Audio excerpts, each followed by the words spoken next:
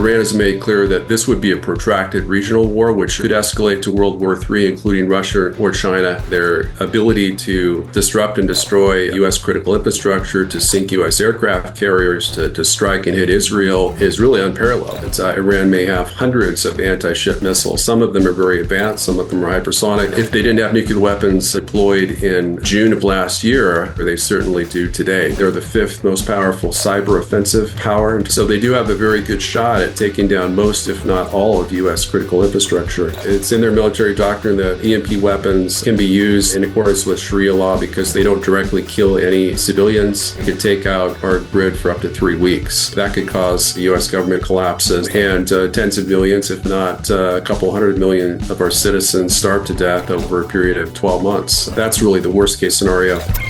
World War III is already happening. This is a house of cards, and it is in the process of collapsing right now. You're going to see an economic crash, the likes of which we've never seen. Hi folks, Canadian Prepper here, back once again with David Pyne, who's a geopolitical and national security commentator and a former U.S. Army Combat Arms and Headquarters Staff Officer with an MA in National Security Studies from Georgetown University. He currently serves as Deputy Director of the National Operations for the EMP Task Force on National and Homeland Security, focusing on threats to critical infrastructure and national resilience. We've had him on several times in the past talking about the EMP threats. I would encourage people to check out those videos. He's also a contributor to the Blackout Warfare book, edited by the late Peter Pry on EMP and catastrophic grid vulnerabilities. Today, of course, we're going to be talking about the looming possibility of a war in Iran. David, how are you doing today? Doing great, Nate. Great to be with you. So what is your insight that you have for us with respect to what's about to happen here? It seems like we're seeing a massive military buildup on a scale not seen since, I guess it would be Operation Iraqi Freedom. What do you think is going to unfold? When do you think it's going to unfold? And what is your consensus? Do you think something is going to go down, or do you think that this is all just a negotiating tactic? Well, I'd love to think it's just a negotiating tactic, but Trump does seem pretty serious about going to war with Iran, really on, not necessarily bogus pretexts, but really weak pretexts. He's talked about the need for regime change. He's talked about the need to eliminate Iran's nuclear capabilities. But of course, he continues to say that he's obliterated those capabilities in Operation Midnight Hammer back in June. So it would seem that is not a legitimate justification for going to war against Iran again. And then the other justification he's stated is that Iran has missiles that can hit Israel, and he wants to see all those disarmed. According to DOD analysts and sources, the attack window could begin as soon as Saturday or Sunday. Sunday is when the USS Gerald S. Ford carrier strike group will kind of enter the Eastern Mediterranean Sea within range of defending Israel from what's believed to be Iranian retaliatory missile strikes. I'd like to note that the last time around during the 12-day war, Iran saved up their most capable missiles towards the end, and none of their hypersonic missiles were intercepted by Iranian, or rather Israeli air defenses, which indicate that Israeli missile defenses cannot intercept Iranian hypersonic missiles. So as we discussed prior to the show, it's unclear exactly when this could take place. But President Trump has proven extremely stubborn in terms of basically demanding Iran's unilateral surrender, unconditional surrender rather, to his terms, which I think are pretty unreasonable and unrealistic. So I think that the chances of a negotiated settlement are pretty low unless he were to drastically decrease those demands. And so I do think a war is likely. And this is a war that, unlike the 12-day war, Iran has made clear that this would be a protracted regional war, which very possibly could escalate to World War III, including Russia or China, or potentially even worse, and with a Iranian cyber or super EMP attack on the U.S. that essentially collapses the U.S. and kills millions of Americans.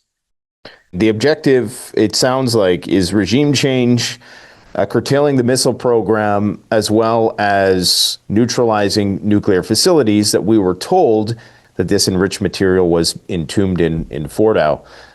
What do you think the specific objectives of this operation are going to be? Because as you and others have stated, if the Ayatollah is removed, you still have to deal with the IRGC and all their successors. And of course, they're saying that they've deputized many successors all the way down, and they have all these contingency plans. So it seems like they are malignantly dug in pretty deep. And so how could they possibly think that they're going to be able to install the son of the Shah or whatever, Pahlavi, or whatever this guy's name is? It just seems like a very unlikely scenario. Well, I think that this war, if indeed it is fought, it will be fought in opposition to U.S. national security interests. It's going to make the U.S. a lot less safe and secure. It's going to open up these existential cyber, super EMP, or possibly even nuclear decapitation strikes against the U.S. And so I think it's essentially a war that's being fought in furtherance of Greater Israel. I think Benjamin Netanyahu is running the show in terms of U.S. Middle Eastern policy. He has been since at least May of last year, with the possible exception of the partial Gaza ceasefire, which I think Netanyahu was not super in favor of. But essentially, this is a war that's being fought to advance the objective of Israeli regional hegemony. And, that's really the only reason to fight a war like this, is because it doesn't really advance U.S. national security objectives. All of the aims that we've mentioned are unachievable in terms of airstrikes. It would require either a massive ground invasion of Iran, which is completely impractical since the U.S. has no troops whatsoever deployed on land along Iran's borders, unlike as was the case with the Iraq War in 2003, which Trump, spent the last 2 decades railing against, and here he is trying to repeat it. And there's, in terms of their nuclear missiles, they are buried deep underground. Nuclear capable missiles, we don't know which of those missiles are nuclear armed, but as Dr. Peter Pry and many others have assessed, I think it's very likely that Iran does have nuclear weapons. If they didn't have nuclear weapons deployed in June of last year, following Operation Midnight Hammer, they certainly do today, because there's the Trump administration is, by their actions, have given every incentive to the Islamist regime to deploy those nuclear weapons. Okay, so you are of the persuasion then that they are beyond a ambiguous or latent nuclear state, and that they are actually a state that could potentially possess nuclear weapons. Isn't the point of having nukes for deterrence? Wouldn't they just declare that they are a nuclear state, despite the very tenuous fatwa that exists? Wouldn't it be in their interest, if they had these weapons, to just come out, do a nuclear test, and potentially stop another attack from the United States? Why would they keep it secret at this point? Well, they have a lot of reasons to keep it secret. One, of course, is they would face, overwhelming international sanctions if they were to declare us a nuclear power. That's why Israel hasn't done it. They don't want to be heavily sanctioned, even though everyone knows that they have nuclear weapons. They refuse to officially admit it for that purpose. But there's really, I agree with you. There's really a lot of reasons why they should declare. And the reasons that they shouldn't declare are less compelling, because I think if they were to come out and openly, show everyone that they are a nuclear power with some kind of low-level nuclear test, that certainly would dissuade President Trump from executing this kind of attack. And I wouldn't rule that out. I wouldn't rule out a nuclear test, underground nuclear test, occurring during the strikes, if indeed a regime change is threatened. Last time, of course, it was kind of a fake war, essentially. The U.S. and Iran agreed that The U.S. could strike 3 Iranian sites, and Iran would be able to strike our troop base in Qatar in response. And we gave them 48 hours notice. So they pulled out all their nuclear scientists. They pulled out all of their highly enriched uranium. They may not have had time to get all their centrifuges out, but the initial bomb assessment for those bombings was that not one of those 3 sites were destroyed. And that was subsequently changed, of course, as Trump politicized the intelligence agencies and pressured them to come up with a different assessment. And the new assessment was that we set their nuclear program back 2 years. Of course, if that's the case, there's no compelling reason whatsoever to strike Iran today. We could wait another year and a half, and we'd be good. So there really is, the bottom line is this would be an unprovoked war of aggression against a regime I agree is murderous. In terms of the protesters, the initial reason why Trump said he might have to strike Iran is because they were killing thousands of protesters. I mean, I would note that Israel has killed 58,000 Gazan civilians. So why aren't we bombing Israel? Obviously, this is not a war being fought for humanitarian interests. It's a war being fought for the state of Israel. Absolutely. So do you think that there is a possibility, there's rumors circulating that the Iranian ranks are heavily infiltrated by the Mossad, CIA elements and other elements of surrounding countries. Is there a possibility that there could be defection in the ranks and high-level penetration of the chain of command that could be an X factor here? Because as I indicated prior to going live with you or starting this interview, it seems like they always have some surprise up their sleeve. And we know that the pager attack that the Israelis conducted on Hezbollah was in the works for years. They had planned that for a long period of time. They had these sort of latent capabilities that they activated. And it seems like what they're doing here is executing a long-standing plan that's been in the works for possibly decades and honed over time, obviously, as new information and new capabilities have evolved with Iran, of course. So do you think that there's a potential there that there's something we're not seeing? I hear a lot of people talking about limitations and the amount of tomahawks and the amount of assets that are in the space. But it seems like, with the Maduro and the secret space-based alien discombobulator weapons, do they got something else up their sleeve? Should we be viewing this a little bit more asymmetrically? Well, it's certainly possible and likely that, the Mossad has agents somewhere within the Iranian military command structure. I would doubt that they're very highly placed. The CIA potentially as well. But I think any of those potential intelligence assets that Western intelligence has, have to know that, they would be, executed quite swiftly if they were discovered. So I don't think that's a major factor. It's possible that it could be. Clearly, there's no plans for the day after if indeed regime change was successful. And of course, we haven't had a single instance of regime change occurring through bombing means alone. Even in Serbia, obviously, we were able to alter the boundaries of Europe by force back in 1999 with the bombing of the former Yugoslavia.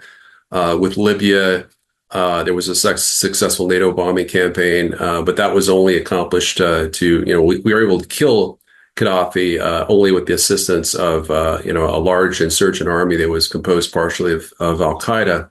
In this instance, there's no insurgent army. There's no armed opposition, organized opposition. The political opposition in Iran is very much divided. Reza Pahlavi, of course, the crown prince of Iran, is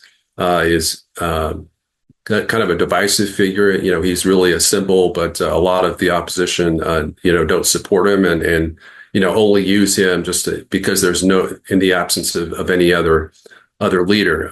But I would actually be more. I think we're more likely to see a surprise on the Iranian end because China has provided 3 ultra advanced 6G radars that are able to detect incoming aircraft from a distance of 700 kilometers and reportedly can detect B-2 stealth aircraft and F-35 fighters from a a long distance as well. And those So weren't there throughout the last B-2 raid? no, they weren't. No, those have been recently delivered within the last 60 days. And how do we know that? There have been reports that they've been delivered. I'd be happy to forward those to you after the show. Okay. So is there not a possibility of a Maduro-style collusion that's taking place within the ranks of the IRGC? Because typically what happens with these countries that are heavily sanctioned is that it reaches the point, a tipping point in terms of the austerity in the country, and that's when it's easier to come to somebody with a indecent proposal, so to speak, and that's when you get sedition.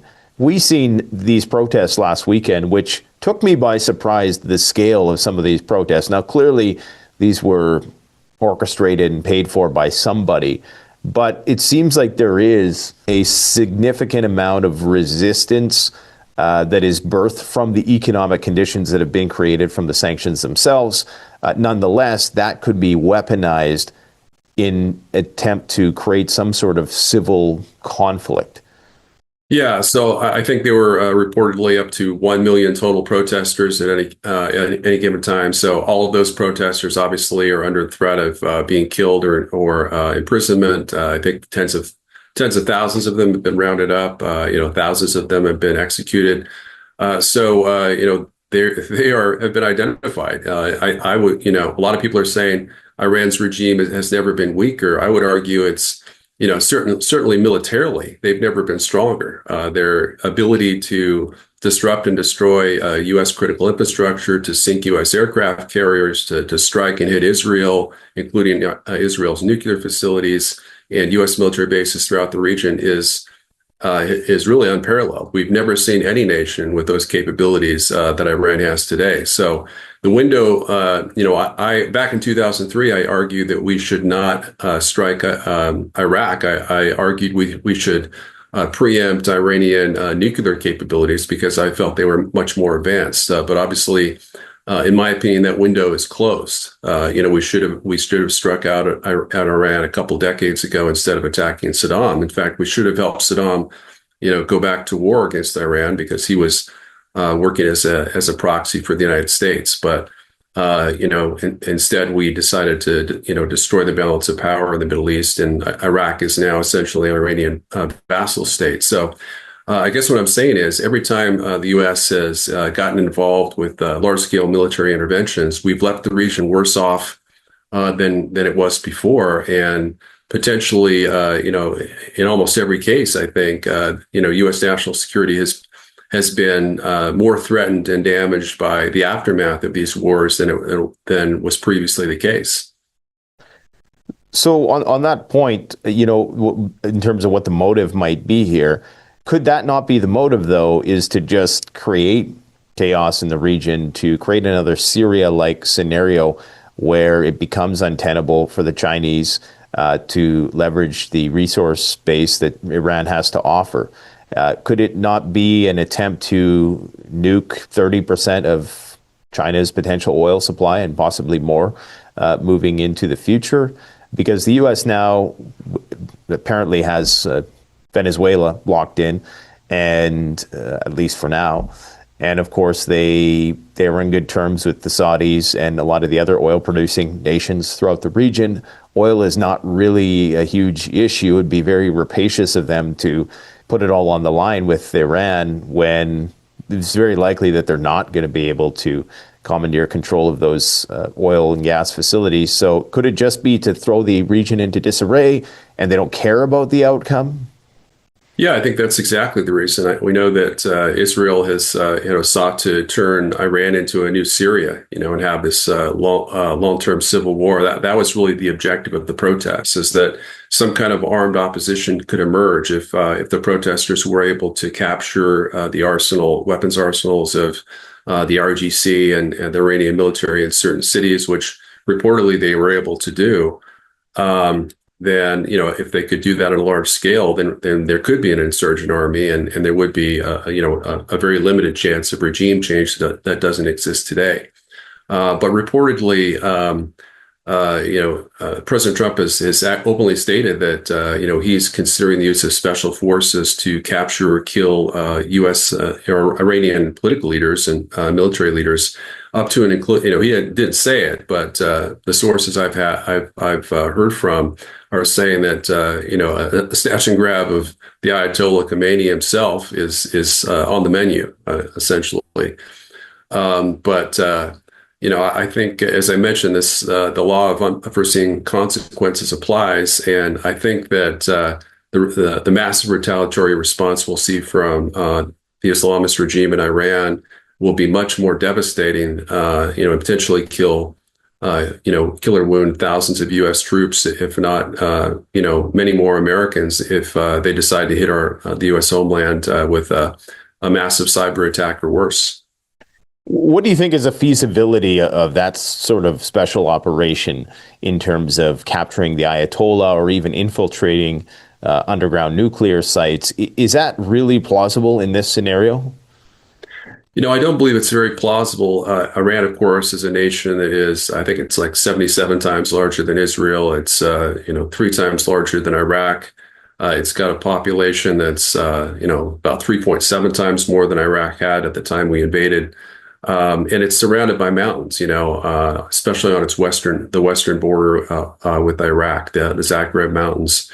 So it's a much more difficult nut to crack in terms of militarily. Invasion just isn't really on the table. We'd have to essentially engage in an amphibious invasion. Really, the only way that U.S. military objectives in this instance can be achieved are either through a ground invasion or amphibious invasion, or through the use of nuclear strikes. In terms of being able to nab the Ayatollah, I mean, there's always a possibility of that. Tehran, of course, is located far to the north of Iran, which again is a huge country. There's they get in there through Azerbaijan or one of those countries that's now in cahoots with the U.S. and Israel? Through the Caspian? Because did they partake in the last operation? I don't believe so. Yeah, I mean, I thought there was flights there was reports that there were fighter jets that were coming from that region through the Caspian.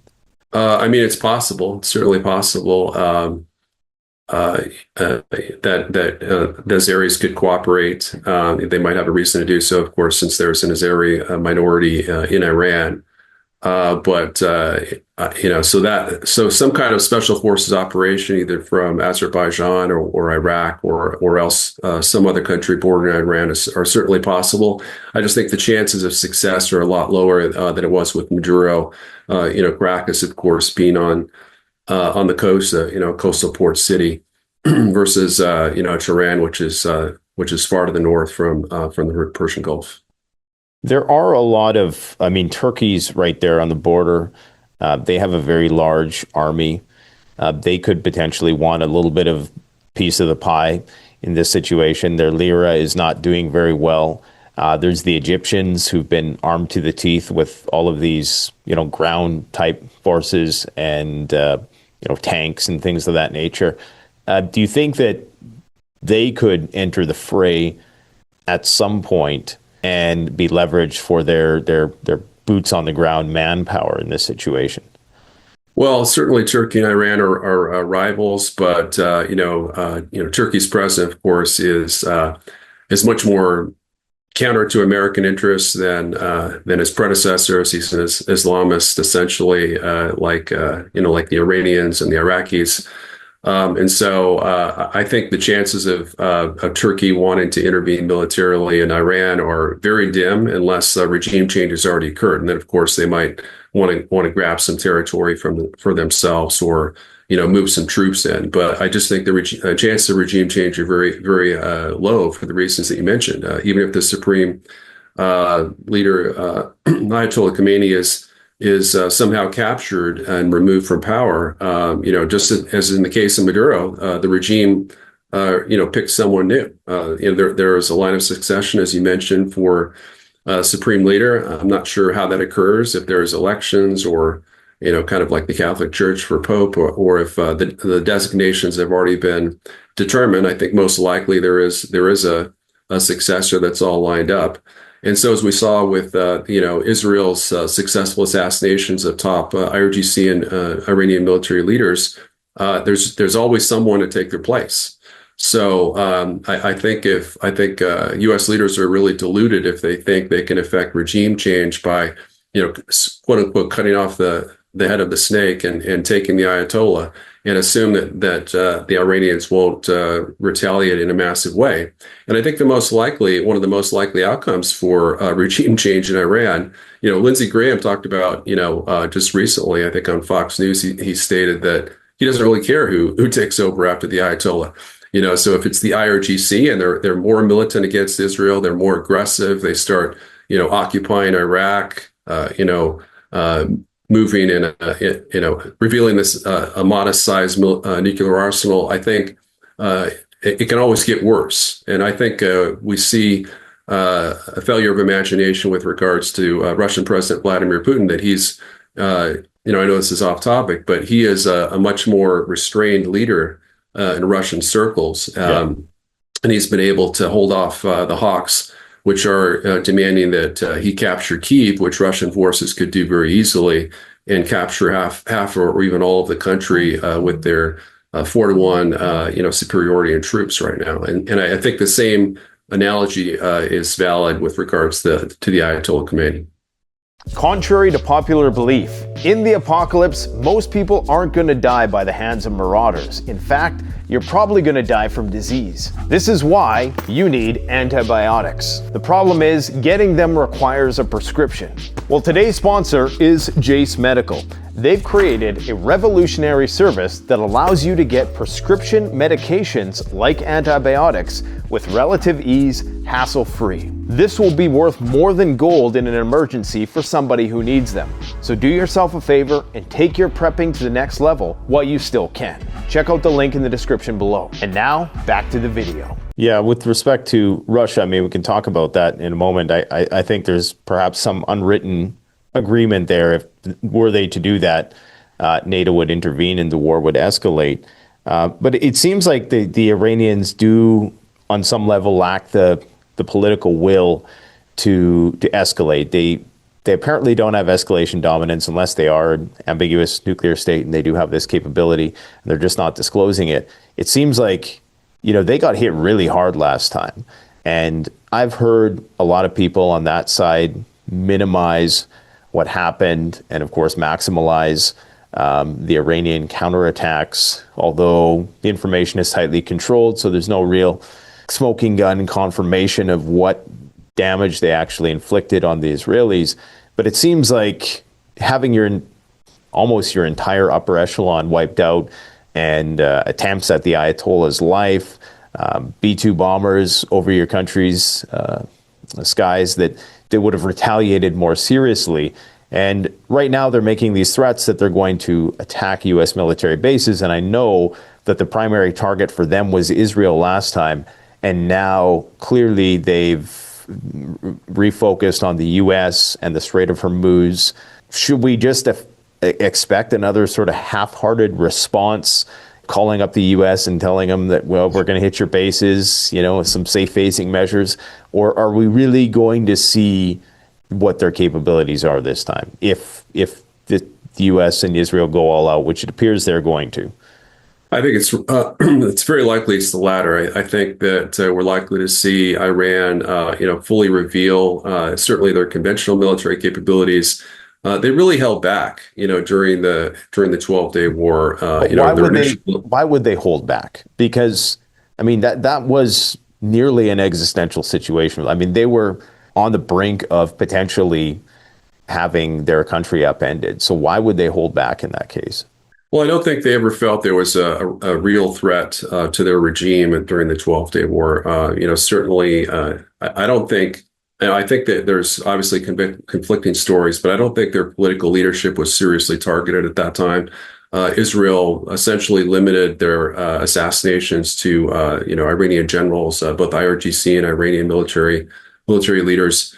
So they were able to reconstitute those very quickly. And yes, it's true, there were 1,000 Iranians that were killed, but I think probably hundreds, if not several hundreds of Israelis were killed by the Iranian retaliatory strikes. But the issue is here, which are who are the countries that really want war? The irony here is, Russia wanted peace. For 15 years, Putin sought a peaceable solution to the Ukraine and NATO crisis. Similarly with Iran, obviously, Iran is not a peace-loving state, but they haven't invaded anyone for the last 200 years. Certainly, they green-lighted the Hamas strikes on Israel, and those were heinous terrorist attacks that killed hundreds of Israeli civilians. But essentially, it's Iran that wants peace. The U.S. and Israel want war, and so it's a very similar situation as we see with regards to the Ukraine war, where the Russians that keep pushing for peace, Zelensky and the EU leaders are rejecting it. Trump wants peace, but he's not willing to, negotiate directly with the Russians to achieve it. And so that's the reason that Iran is reluctant. Obviously, they're aware that both the U.S. and Israel completely outclass them in terms of nuclear might. The U.S. has many, many times more nuclear weapons than Iran does, and even Israel. Israel is actually the fourth largest nuclear power on the planet, with about 400 nuclear weapons. So even if Iran has, a dozen nukes, maybe 15 at most, that's not really a war that they're going to win in terms of a nuclear war. But the thing is, even if they don't have nuclear weapons or super EMP weapons, they're, in my assessment, they're the fifth most powerful cyber offensive power in terms of capabilities. So they do have a very good shot at taking down most, if not all, of U.S. critical infrastructure with, a massive cyber attack. I think, though, because of the size, the geography of Israel, they wouldn't really need that many nukes to pose an existential threat to that country. I mean, really a handful of nukes, a dozen would do it. That would probably be enough to establish deterrence, because I'm sure all the work that's been put into Tel Aviv, they don't want to see that turn into a glass crater. Yeah, you're absolutely right. So, as I mentioned, Iranian hypersonic missiles, both cruise and ballistic missiles, are essentially undefeatable or uninterceptable by Israeli missile defenses. So I argue that even during the 12-day war, if Iran does indeed have nuclear weapons, even as you mentioned, like two or three, they could simply put two or three of those in their hypersonic missiles, and Israel wouldn't know that they were being nuked until the first mushroom clouds, essentially. So, there's a great irony with regards to both the war in Ukraine and perhaps even more so with this potential war between the U.S. and Iran, and that could include Israel and other countries as well, in that we are essentially creating the very existential threat which we claim to be defending against. We claim to be deterring. It's the real threat is not Iran. It's war with Iran. It's not not just a limited war with Iran. It's an uncontrolled escalation with Iran, as Russia warned against prior to the 12-day war, that this could cause uncontrolled regional or perhaps even global escalation to World War III. So in your mind, let's try to war game this a bit. What are the targets inside Iran? And then what do you think Iran's immediate, first strike primary targets are going to be against U.S. forces and Israeli forces in the region? If there is U.S. military strikes, the supreme leader and other top Iranian leaders, including the president of Iran, would likely be targeted. So those would be the most important targets. Other targets, of course, would be their ballistic missile capabilities and their nuclear enrichment production facilities. But many of those are deep underground. They have mobile MRBMs and IRBMs in underground silos. Those are, silos are hardened in terms of PSI against essentially all but nuclear weapons. We don't really have, we have, obviously we have nuclear weapons. We don't have that's not something I think that's being seriously entertained at this point. I think the likelihood of either Iranian or U.S. or Israeli nuclear first use is unlikely. I think it's much more likely that it will escalate to a massive cyber exchange that could take out the U.S., damage Israel, and take out potentially Iran as well. But The oil facilities, obviously, those are also top targets because, as you mentioned, I do think that a lot, in addition to trying to overthrow the regime and start this kind of Syrian civil war situation where Iran is broken up into pieces. We've heard, of course, that's what NATO wants to do to Russia. Break up the Russian Federation, which is 80% ethnic Russian, into constituent parts, much as we saw with the collapse of the Soviet Union. So I think the fragmentation of Iran is the objective. I think the chances of achieving that are very low, but as you mentioned, about 6.5% of China's oil came from Venezuela. We were able to interdict that, and if we could repeat that success with some blockade or actual physical destruction of Iranian oil shipments to China, I think that would obviously enrage China. But if indeed we get into a major war with Iran, in which U.S. military forces are massively committed, that's going to create an amazing window of vulnerability for China to blockade and invade Taiwan. And coming up here in early April is one of the two best months to actually engage in an amphibious invasion of Taiwan, because the Taiwan Straits are at their kind of their most ideal situations in terms of the sea state. Okay, so we hit Iran's oil refineries, oil wells. Don't they respond then to the surrounding countries? Doesn't Saudi Aramco get lit up despite their plausible deniability in terms of their involvement? Wouldn't there be some tit-for-tat exchange in order to discourage escalation in that regard? Because those would be pretty soft targets, I would presume. Yeah, I mean, there's really no limit to the target list that Iran could have. Their missiles can hit with a range of 4,500 kilometers. I mean, heck, they could rain missiles on some long-range missiles on European capitals as well if they wanted to. But obviously, I don't think there's a reason for that, for them doing that. But yeah, it's much more likely that they would hit U.S. allies, the Gulf states. Any allies that have U.S. military bases would be prime targets, including Saudi Arabia. And of course, that's why Saudi Arabia and other Gulf states are refusing to allow, or to support these strikes. Even the UK has denied them, Diego Garcia facilities, at least on paper. At least on paper, because I heard that this whole Diego Garcia fiasco, that the UK did the same thing on June 18th of 2025, 4 days before the strikes on Iran. And then on June 22nd, they said they had not received any requests. I mean, the UK, obviously, and the US are pretty close allies, it seems. And despite differences in Ukraine, it appears that Starmer and Trump have always had sort of amicable relations at the end of the day. So I find it hard to believe that they would deny the US that, or that's a hill they would die on, because even, the UK played a pretty big role in the invasion of Iraq. So why wouldn't we expect that would be replicated here? But I'm very skeptical that obviously those states are going to say that because they don't want to get hit. But I guess the question would be, will Iran believe them? Because they're going to have to do something to prevent their only real lifeblood of their economy at this point from being completely destroyed. Yeah, I mean, I agree with you. I think, the UK has been pretty much a loyal vassal state of the United States for many years. Obviously a secondary power in all respects except for nuclear weapons. The reports that I heard yesterday, that it was despite the formal denial of the use of Diego Garcia military base, that the UK would support them in other ways, and potentially even have some kind of run around or something that could enable that to occur. So we'll just have to see about that. But obviously, it's not a necessity that we have that base available.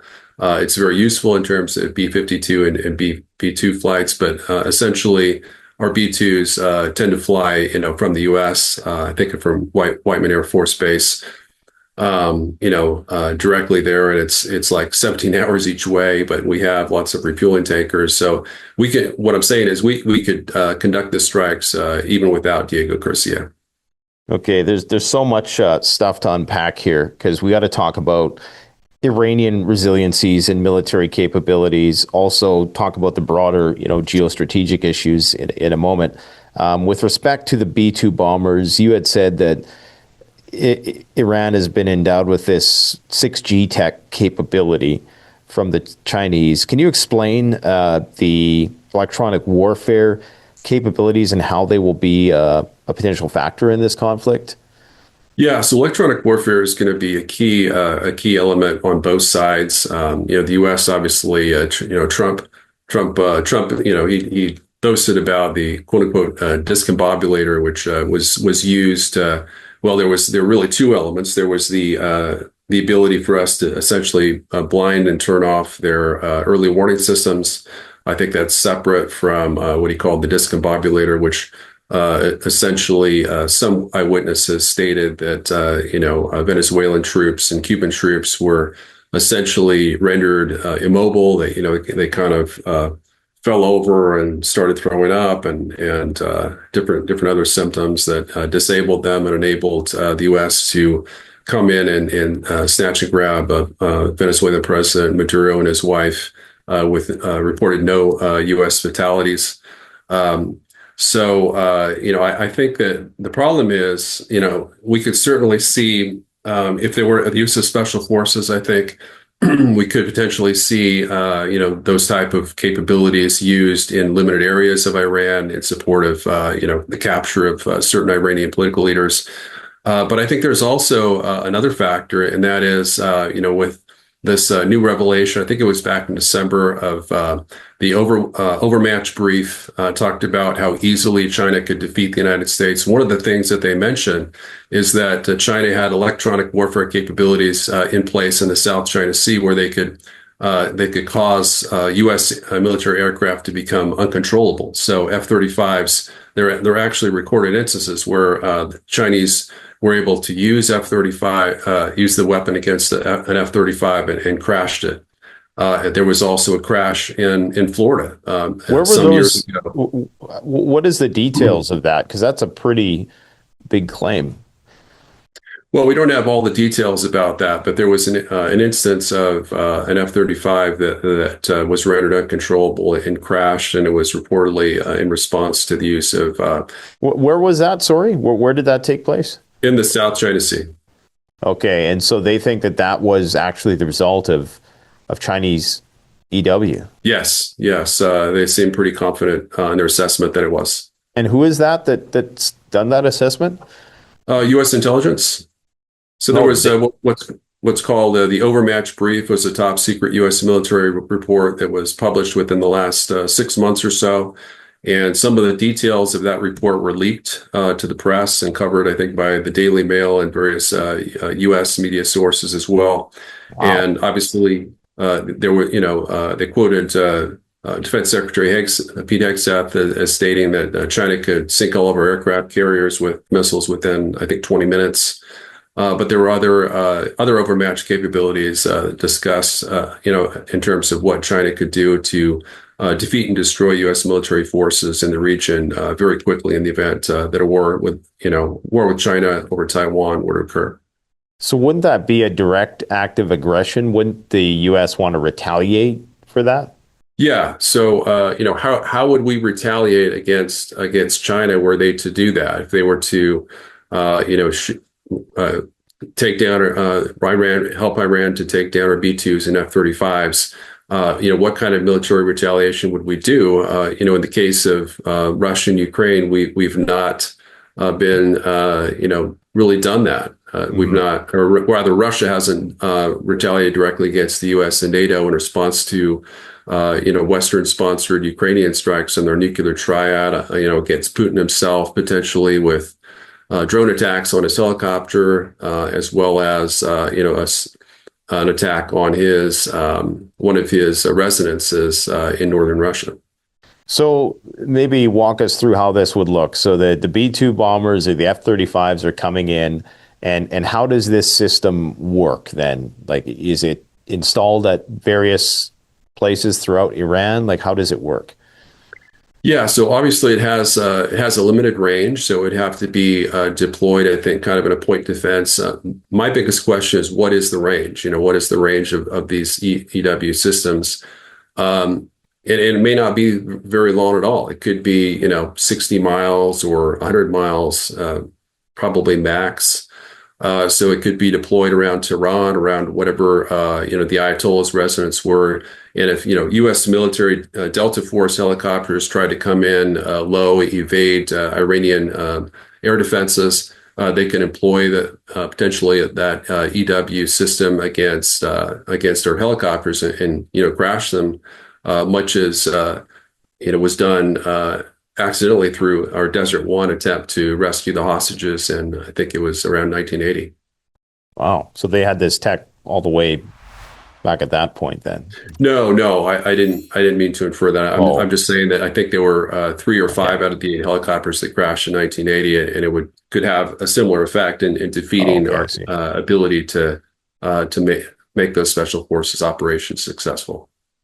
So you think that there are some capabilities that the Iranians could leverage here, and don't you think that the U.S. would have some sort of response for that, or some sort of plan on how to circumnavigate that types of equipment? Like, would they really want to risk their aura of invulnerability in order to do whatever it is they're going to do, and not have factored in these things that obviously they must know? If you're saying that there is this special intelligence branch of the government who knows that these systems exist, wouldn't they have a contingency for that?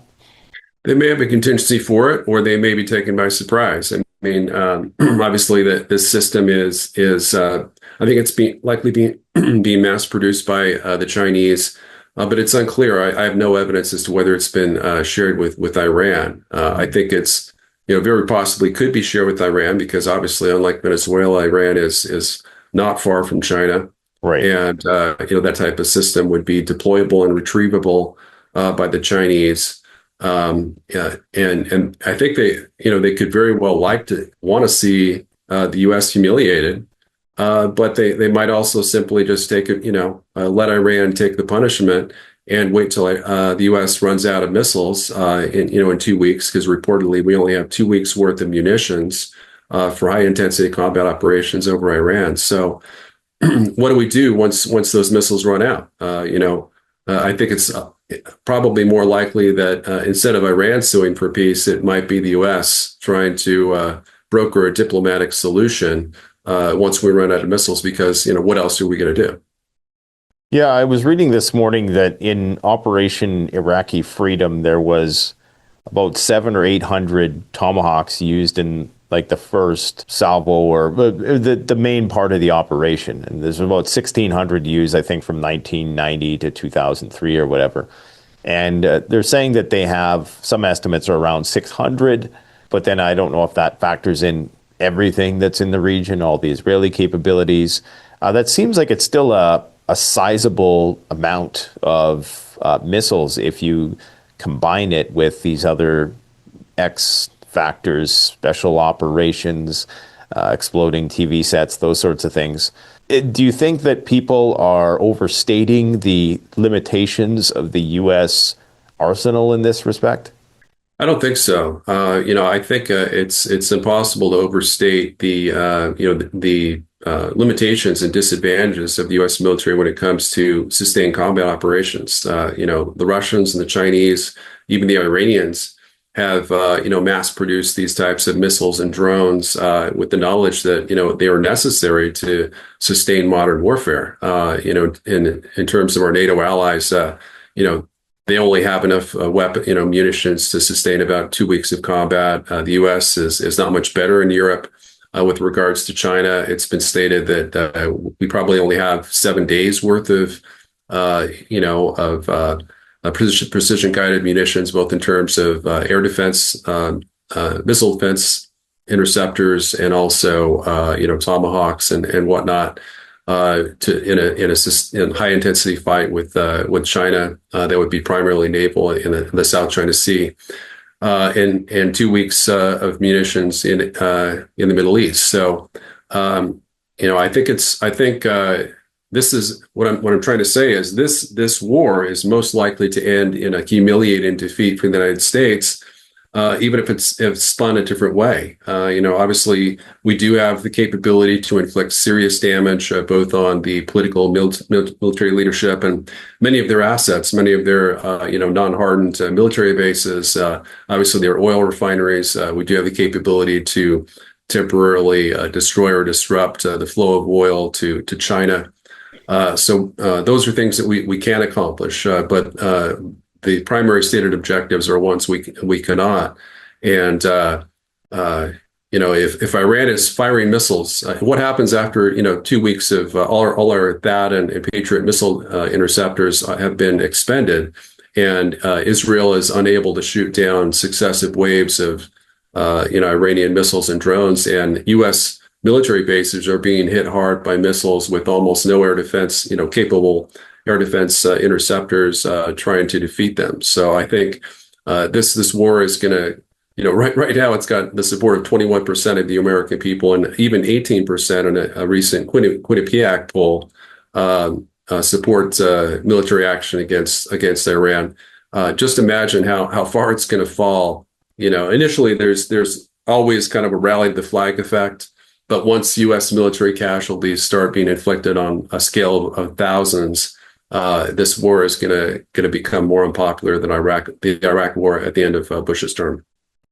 Depends on if they do a false flag or not, I guess.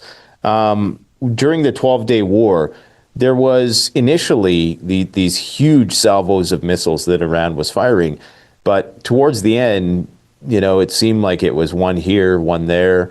And everybody was saying, well, the Israelis and the Americans had expended their air defense. But it also seemed like, at least according to the Israelis and some of the video, we don't know if these were decoys that they were hitting, but they were hitting a lot of launchers as well.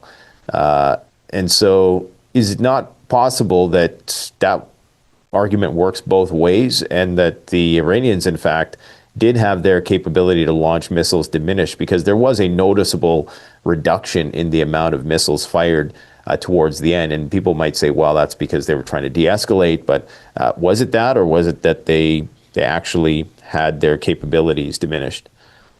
Well, I think certainly the number of launchers that Iran has to launch these ballistic missiles have been noticeably reduced. I don't think it's that's been a huge factor, a huge reduction in Iranian missile capabilities. I think they've been mass producing ballistic missiles, medium range ballistic missiles, certainly, and combat drones and cruise missiles at a high rate, much as Russia has done. So I think that they've replenished all their offensive missile capabilities. Launchers, I can't really speak to that, but they've likely partially replenished their missile launchers as well. In terms of Israel, the reports I've seen is that Israel has not been successful in replenishing all of their, air defense interceptors that were expended during the 12-day war. So I think that the U.S. and Israel are much more likely to run out of air defense munitions than, well before Iran runs out of offensive long-range strike missiles. Interesting. Now, I'm not sure if you can see this. Can you see that on there? It's a satellite shot of the Chinese, I presume, provided the Iranians, of the amalgamation of U.S. They could be Growlers, or I don't know, at a base that's one of the many military bases throughout the region. But there's this concentration of, it looks like 30 warplanes in a very small area. I mean, you could probably take that out with like one missile, like a cluster munition. There are like barricades in between them, I think, to kind of diffuse the blast or whatever. But is this are these decoys? Is this hubris, or is this bait? Is this like, because if I'm Iran and I'm seeing that I could take all of that out in one fell swoop, and that war is imminent, I mean, why aren't they doing preemptive strikes? Yeah, I think Iran is just as a matter of policy. They're not into the preemptive strikes. That's more of a U.S. thing. Obviously, the U.S. has done that on many different occasions and called preemptive, aggressive wars preemptive strikes when there was really nothing to preempt. Right. But I think that story is a huge factor in Trump's decision making in terms of we know of two delays just last month where Trump had essentially giving the go order to bomb Iran, and on January 14th he was dissuaded from doing so by both Netanyahu and Gulf state leaders. Because Netanyahu said Israel was not ready to absorb Iranian retaliatory missile strikes at that time. And then again on January 28th, and we don't know the reasons for his delay of that, but we see Trump going back and forth, and probably the biggest reason that's been rumored as to why Trump decided to cancel strikes on the 28th of January is that there's been a Chinese spy ship in the region very close to our carrier strike group. It's been monitoring and mapping target scenarios for Iranian retaliatory strikes, potentially that could be used to sink the USS Abraham Lincoln and perhaps even the Gerald Ford. I think it's extremely likely if we go to war with Iran that our carriers will be hit. I think the chance of them being sunk are a lot less. But certainly once we run out of air defense missiles, there's going to be nothing that can stop Iranian hypersonic missiles from attacking and potentially severely damaging our carriers.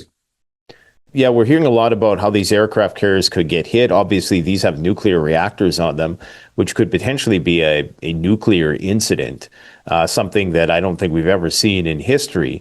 I had researched the other day that the U.S. had tried to sink one of its own aircraft carriers at one point, and it took a lot more than they originally expected. So these things are kind of hard to sink, as you're saying, but they could be kind of rendered out of commission. How do you think that would look? How easy it is? Like, I don't really know a lot about, the Navy and how it works. Are these things constantly moving? What is the capacity to defend them? And if they are hit, like, do you think that the Iranians have dialed in exactly where on the ship that they would hit if they were going to hit one? Yeah, so we have Phalanx point defense, 20 millimeter Vulcan miniguns that shoot down sea skimming cruise missiles, anti-ship cruise missiles. We also have SM-3s and SM-6 air defense missiles that can shoot down incoming missiles. But each ship has a very limited number of those missiles. I think we have 15 destroyers on station, Arleigh class destroyers. Each of those, if they're armed also with Tomahawks with an offensive complement, they could carry probably no more than 50, standard missiles for missile defense each. The standard mode of operations is that they would fire 2 missiles in response to every incoming missile. So, if that's the case, they would only have the capability to respond against 25 attacking missiles. But, what I've heard is that Iran may have hundreds of anti-ship missiles. Some of them are very advanced. Some of them are hypersonic. Others are, an older generation that might be easy to shoot down. So, if I were Iran, what I'd do is I'd fire off the more easily intercepted ones initially. To deplete all of our missile defenses. Then I'd fire off the hypersonics once all those missile defense interceptors have been depleted. And I think that'd be very successful in scoring some big hits on our carriers. But you're right, as you mentioned, the U.S. Navy did sink the USS America. I think it was in the early 2000s or around 2010. And that of course was a conventionally powered aircraft carrier, I think a JFK class carrier. It did take a while to sink it. Our carriers are double hulled. So they do, they're designed to be difficult to sink, to absorb, maybe a few torpedo or several missile hits and still not sink. So that's why I stated I think it's much more likely that they wouldn't sink but that they would be kind of limp away on fire and smoldering badly and perhaps even be sunk as wrecks. But obviously, Iranian leaders have talked about killing or wounding 3,000 to 4,000 Americans within the first couple weeks of the war. And one of the, of course, our carriers carry about, their crew complement is about 4,000 to 5,000. So that is one possible threat outcome. And so these nuclear reactors on these things, they must be like pretty protected. Like, are they like right in the core? Like, is there many layers of defense for that particular part of the ship? Yeah, I think Detroit carriers may have a couple of, at least initially with the USS Enterprise, I think they had a couple of reactors that were, kind of dual powering the carrier. But I'm unaware as to what extent that they are armored or protected or shielded. I think it's highly likely that they are, but obviously they're not battleships, so they don't have, some kind of massive steel enveloping them. Several inches of steel as our battleships did, with a 12 to 16 inch armored belt. So they are vulnerable. Iran also has anti-ship ballistic missiles, which, can hit at, have much larger warheads and can hit at, up to, I think Mach 5 to Mach 10. So those are deadly threats as well. And so because of do the Iranians have independently the capability to know where all the warships are, or are they relying on the Russians and the Chinese for that? I think they're relying mostly on the Chinese. The Russians also have satellites that could provide that target information. But we've seen how effective Ukrainian strikes, for example, sinking the Russia's Black Sea fleet flagship, the air defense missile cruiser Moskva. It was U.S. intelligence that provided that information. Ukraine, I think they lack the ability to accurately target targets with beyond 50 miles. So, were it not for U.S. and Western satellite offensive intelligence, they wouldn't even have the capability to accurately strike, Russian forces beyond that range. And I think that's likely true with Iran as well. Maybe just quickly about the Strait of Hormuz. How viable do you think of an option that is for Iran? Because, obviously I would presume that Bandar Abbas would be like a prime target. I know they recently conducted a drill, I think it was just yesterday, where they had demonstrated the capability to shoot a missile from deep inside Iran into the strait.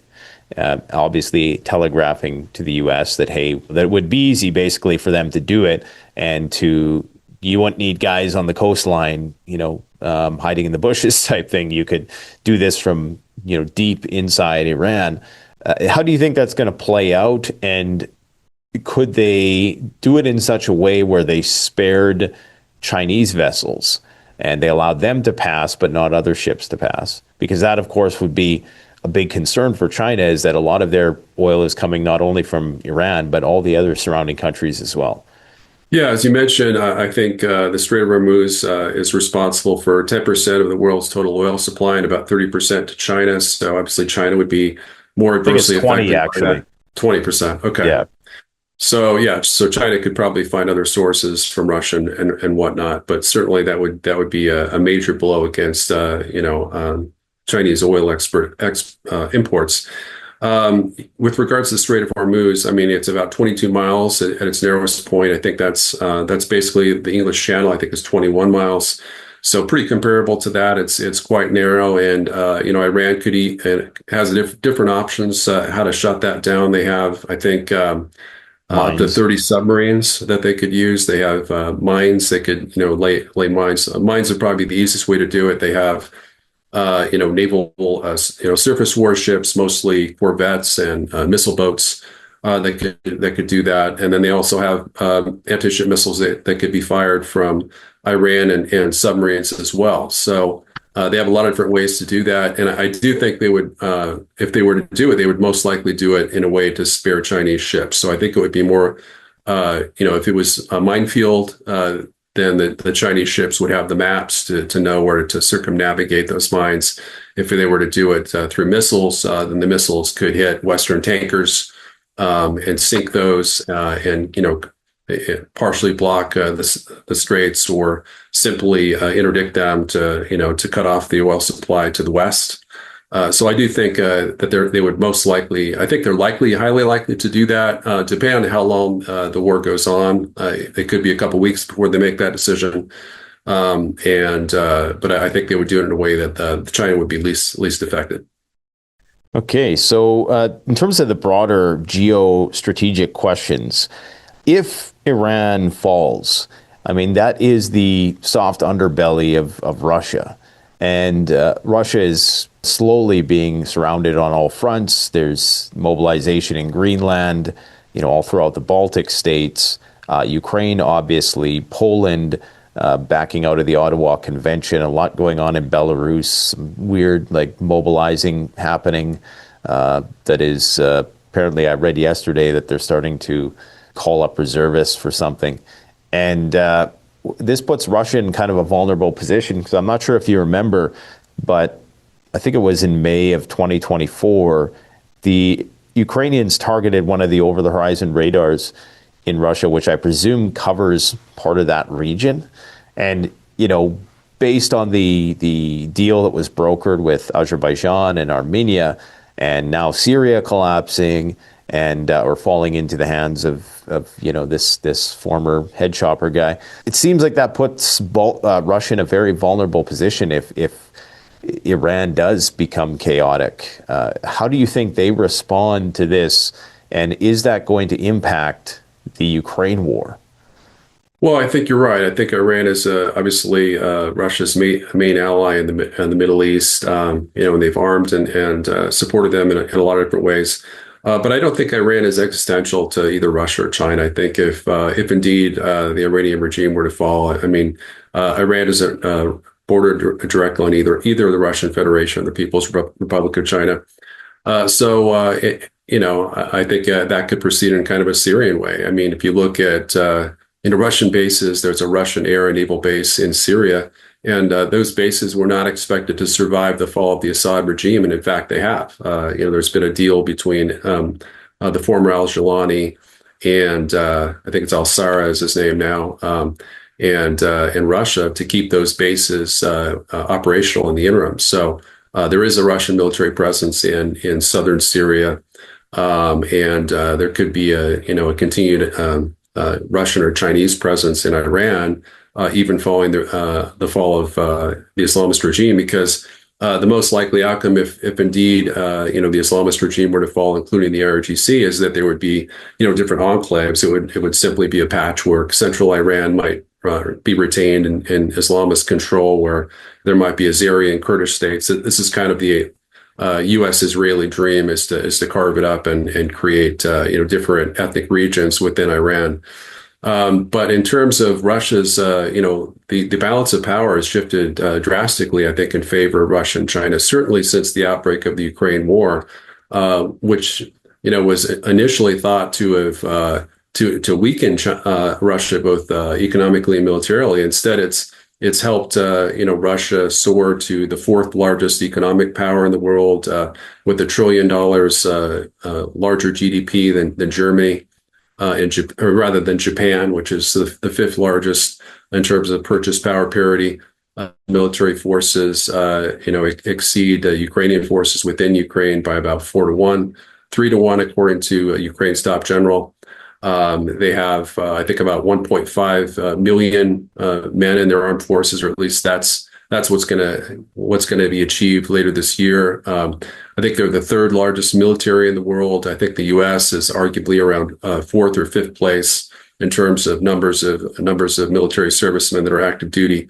And then Russia has, they're mass producing these missiles at an astounding rate. Tens of thousands, perhaps hundreds of thousands of combat drones, ballistic missiles, cruise missiles, hypersonic missiles. And according to Ukrainian military Ministry of Defense top secret leaked report, Russia has about 16,000 nuclear weapons that are likely operational, including 6,000 strategic nuclear weapons. dwarfing the size of the U.S. nuclear arsenal operationally by about in excess of 7-1. So I think all these reports of, Russia being surrounded or on the ropes or, about to lose the war in Ukraine are really, unsupportable. I think Russia could win the war very quickly. All Putin would have to do is invade Kyiv Oblast with about 200,000 troops from Belarus, and Zelensky would be forced to surrender within a month.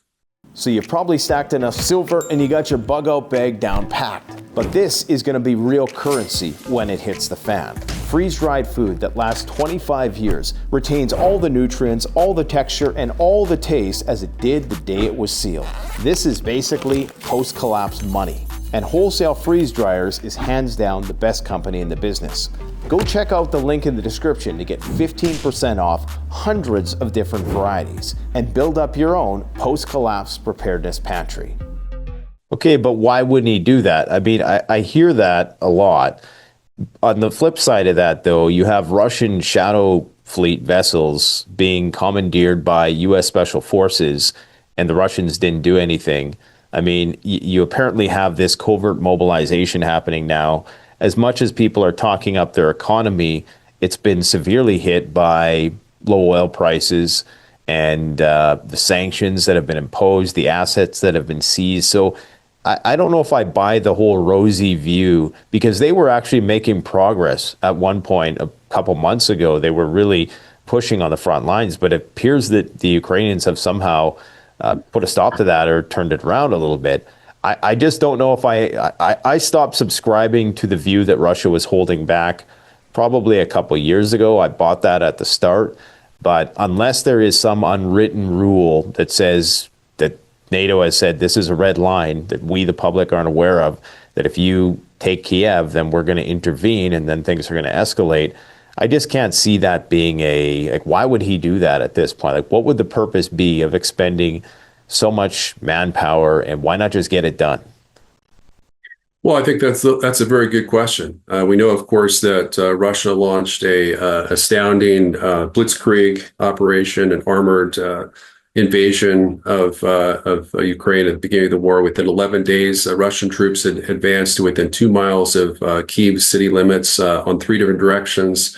With 2 of those, I think, on the other side, on both sides of the Dnipro.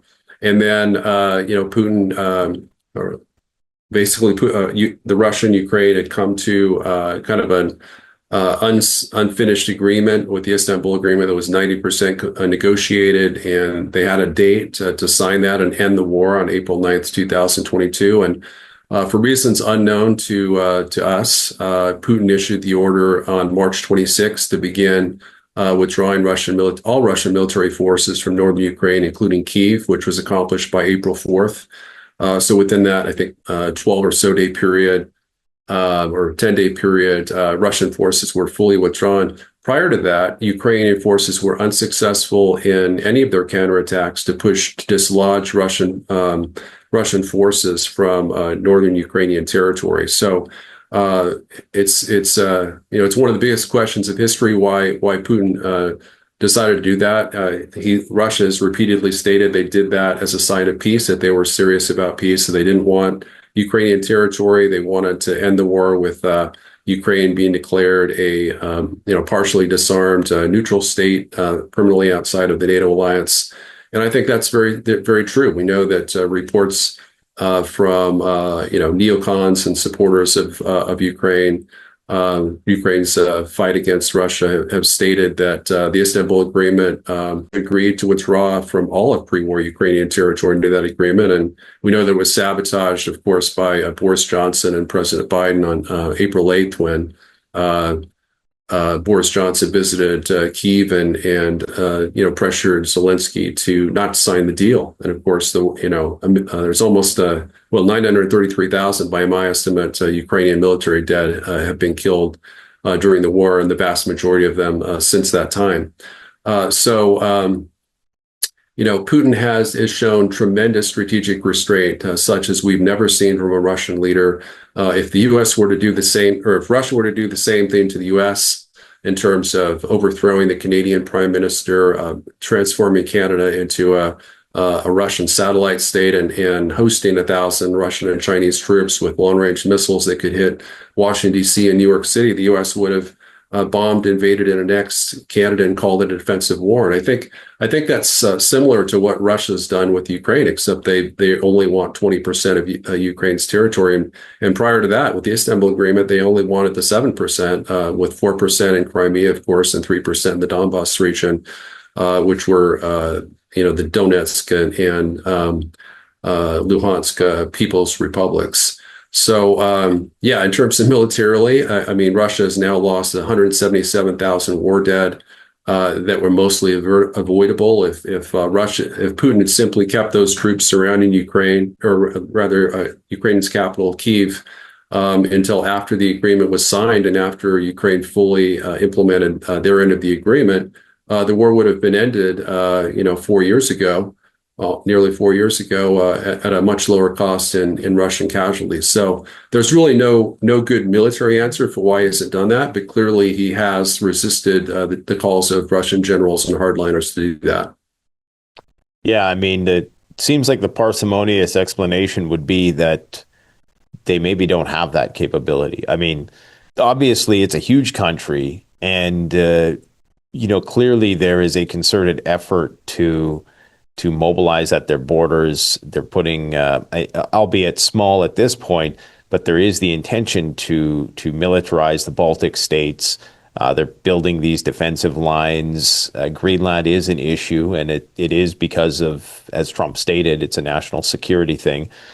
So it seems like they are surrounded. But yeah, so I guess we'll have to see how it plays out. I'm still waiting for that 24-hour war window to close here. Trump said he was going to end the war in 24 hours, and I think we're probably several thousand hours in at this point. But anyways, sure. Yeah. Okay, so you had talked a lot about how you think that there could be a potential for a cyber attack in the United States. I guess, for a lot of my viewers, being a prepping channel, they're concerned about what could the potential outcome be above and beyond oil prices spiking. Is there a credible threat of sleeper cells in the U.S.? Has that been overstated?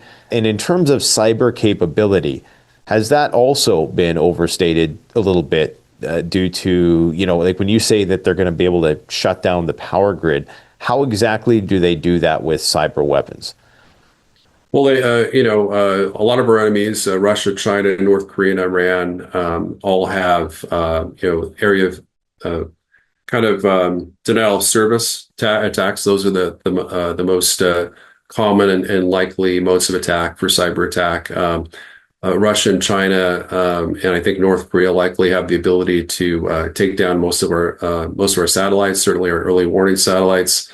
Cyber attacks, massive cyber attack on the U.S. homeland would likely be done at the same time as a counter space first strike.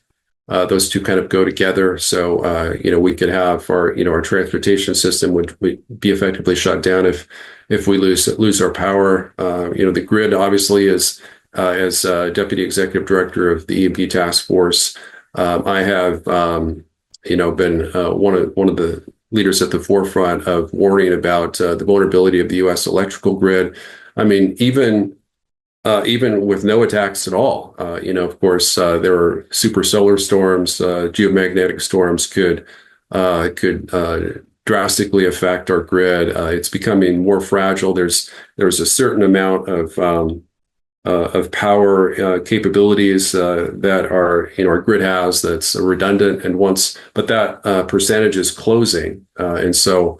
Unless we make our grid more resilient and certainly resistant to cyber and EMP attack, that will be the easiest for our enemies to defeat us. And they could defeat us in a single day without warning with super EMP satellites. Both Tommy Waller, the president and CEO of the Center for Security Policy, and I have published articles warning about Iran's NOR-2 and NOR-3 satellites, which are positioned at the optimum altitude to conduct a super EMP attack. And those could be successive attacks where one of those satellites, detonates, and the other ones could come over and detonate again.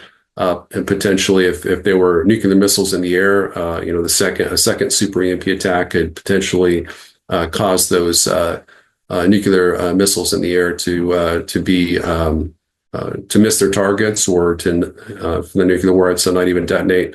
So I think super EMP attacks and cyber attacks, the risks of those can hardly be overstated. We had Michael Mabey, a command sergeant major, go on 60 Minutes a few years ago and talk about how even if 9 key substations out of 55,000 in the U.S. were taken out, if those were taken out by any means, including kinetic terrorist attacks, then it could take down our grid for up to 3 weeks. So that could cause a massive disruption again, for the U.S. Public and government and military as well.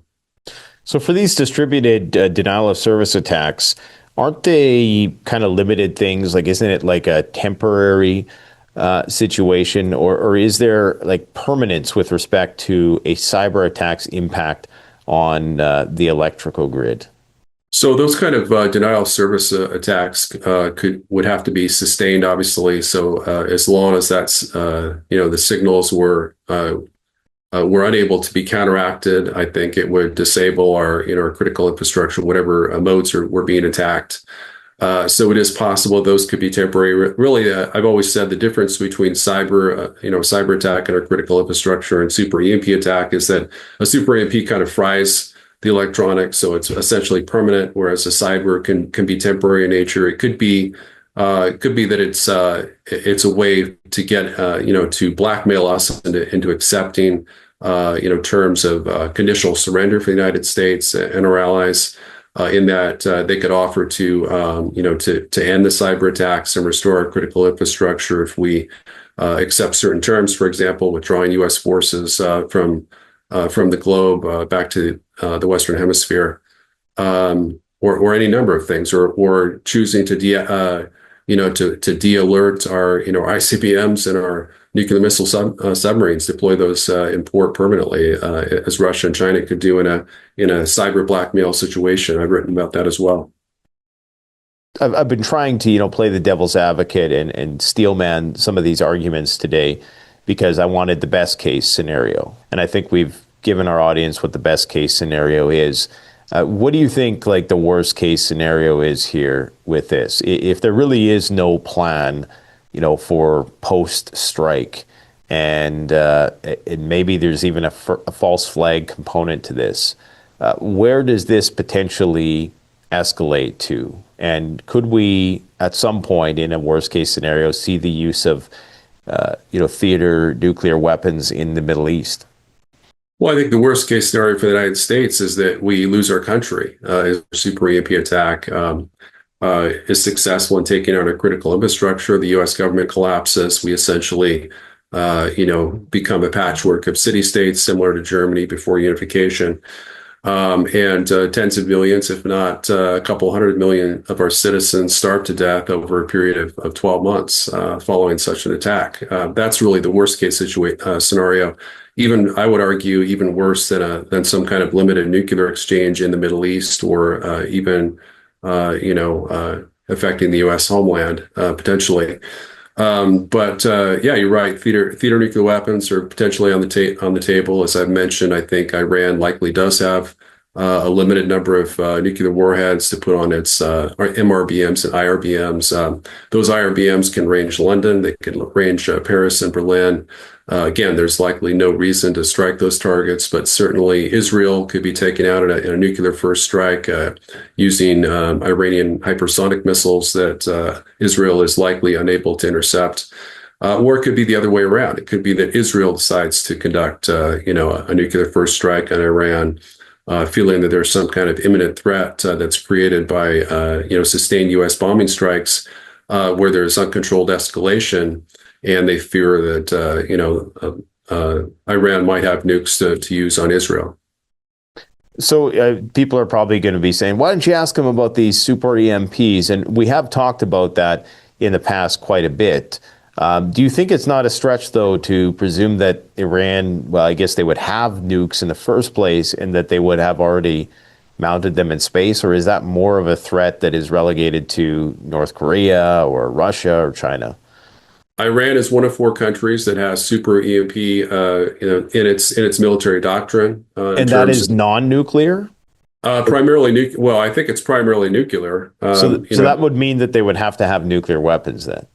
Presumably, yeah. I mean, it's in their military doctrine that EMP weapons can be used in accordance with Sharia law because they don't directly kill any civilians.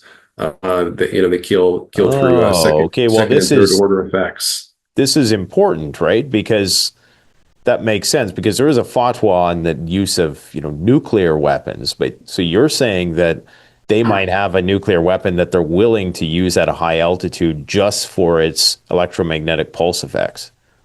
That's right. Yeah, because that fatwa governs the use of killing civilians in some kind of weapons of mass destruction scenario. But the Iranians do not consider the use of super EMP weapons, even though they're nuclear weapons, in space to constitute nuclear first use. They consider it as a form of cyber attack on the U.S. So they're not alone. I think Russia and China and North Korea also view the use of super EMP weapons as being below the nuclear threshold.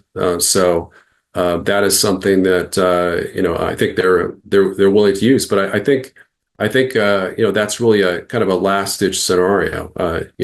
In my estimation, they are a nuclear power with a modest sized nuclear arsenal, and they've chosen not to use those nuclear weapons. They have them as kind of a last resort situation if the regime is threatened with immediate overthrow. But I think it's most likely that they use cyber weapons because cyber weapons deployed in a massive nationwide comprehensive attack against the U.S. homeland could cause very similar damage to super EMP. It just wouldn't be permanent and have to be sustained. But they could also use those, to demonstrate escalation dominance over the U.S., although the U.S. could retaliate. Yeah, there is definitely some advantage in being a ambiguous nuclear state, in that the U.S. and Israel have to presume that they may have nuclear weapons, were they to, and even though they've denied having them publicly, but they might want to use more ambiguous language. One last question for you, just with respect to China-Taiwan, because that is the biggest play that they potentially have. And I'm sure you've seen the satellite imagery of the fishing boats that were aligning themselves in this weird orthogonal sort of line. They had organized themselves. Did you see that one? I didn't. Okay, yeah, it's something else. I mean, it was like a marine tracker tracking their transponders, and the way that they had organized themselves was almost like in a military-like formation, as if these vessels could potentially be used for either amphibious purposes or something like that. That just took place in December. I had talked about it about a month ago, and it's since resurged in the news once again. Do you think that there is a possibility that the Chinese or the Russians are waiting for something to happen for the U.S. to commit in Iran to execute their own plans? Yeah, I think China absolutely does have that intention. I think they've been looking for the optimal moment. I think they view Trump as someone who's potentially willing to compromise with them and avoid war with them over Taiwan. But also they view, Trump as a bit of a hothead in terms of, threatening to invade Iran. I think that would be the most advantageous time for Taiwan to blockade and invade Taiwan is when the U.S. is heavily committed with a couple of carriers, exchanging strikes, perhaps even hitting the carriers and hitting U.S. military bases, where we're essentially throwing everything we can to try to, hit Iran hard and defend our military assets in the region. There might not, there are times during which the U.S. has no aircraft carriers in the Western Pacific, and that presumably could be one of those times where we shift the one or two aircraft carriers we normally have on station in the Western Pacific to Iran, the Iran theater of war, leaving our military assets minimized in that region. And the U.S. only deploys about 15% of its air and naval assets in the Western Pacific at any given time. So China has air and naval superiority over the U.S. in addition to ground forces and missile superiority, and of course theater nuclear supremacy because the U.S. no longer has any nuclear weapons. So they don't have any nuclear. I thought they had nuclear submarines in and around South Korea. Yes, I'm referring to theater nuclear weapons. The U.S. deploys 2 nuclear ballistic missile submarines at any given time on station in the Pacific, and then there are typically 1 or 2 and additional ones in transit in the Pacific. But in terms of actually deployed, nuclear missile submarines that can hit China, we typically only have 2, but that's at the strategic level. In terms of theater nuclear weapons, the U.S. no longer has non-strategic nuclear weapons deployed on its destroyers, frigates, cruisers, aircraft carriers, or attacks submarines. Or deployed anywhere in Japan or the Western Pacific Far East region. Okay. Well, I guess lastly, do you think it's going to go down this weekend, or do you think that we could have to be waiting a few more weeks before this thing kicks off? Well, I think Trump's proven pretty unpredictable. I think there's no way I can accurately predict what Trump's going to decide. Obviously, we thought he was going to go in mid to late January. He canceled those attack orders at the last minute. He could very well do so again. He might give the go order and then pull U.S. troops back because he is known to be a little bit bipolar in terms of his decision making and inconsistencies with regards to whether he wants to put America first or put Israel first. And unfortunately, I think we've seen him moving towards the Israel first, America last direction, certainly with regards to his Iran policy. Okay, David Pyne, where can people find more information about you? I know you have a Substack, which is you publish regularly. Is there anywhere else? I'll post that in the description below. Are you uploading to YouTube yet at all? Uploaded some, not a lot to YouTube. I need to do more of that. But my Real War Substack is at dpyne.substack.com. Once again, dpyne.substack.com. And that's where I post about 2 to 3 times a month with in-depth national security articles with my latest analysis. And then on a daily basis, I post on X at America First Con. Once again, at America First Con. I know you've been doing a lot of podcasts recently as well over at Dialogue Works and other places. So encourage people to check that out. All right. Well, based on how things go, I guess, in the coming weeks, we might have to bring you back sooner than later. But I want to thank you for coming out again. Thanks, Nate. It's been a pleasure. The best way to support this channel is to support yourself by gearing up at CanadianPreparedness.com, where you'll find high-quality survival gear at the best prices, no junk, and no gimmicks. Use discount code PREPPINGGEAR for 10% off. Don't forget, the strong survive, but the prepared thrive. Stay safe.